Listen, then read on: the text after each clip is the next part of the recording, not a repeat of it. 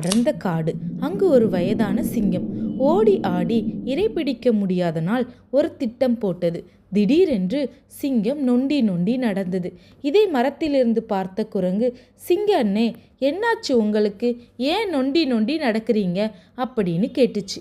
அதற்கு சிங்கம் சொல்லிச்சு, நான் என் வாழ்நாளில் எத்தனையோ தவறுகள் செய்தேன்.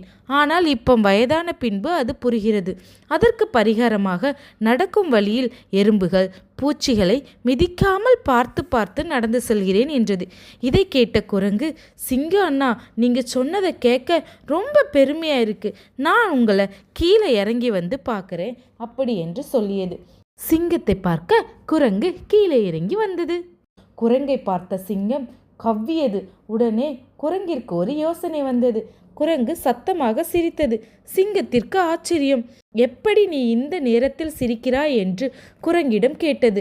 அதற்கு குரங்கு சொன்னது, இந்த நேரத்தில் சிரிப்பவர்கள் நேரடியாக கடவுளின் இருப்பிடத்திற்கு செல்வார்களாம், அதான் சிரிச்ச சிங்கம் அப்படின்னு சொல்லிச்சு. இதை கேட்ட சிங்கம் சற்று யோசிக்காமல் உடனே சிரிக்க தொடங்கிடுச்சு. இந்த சந்தர்ப்பத்தை பயன்படுத்தி குரங்கு குதித்தோடி மரத்தில் மேல் ஏறியது.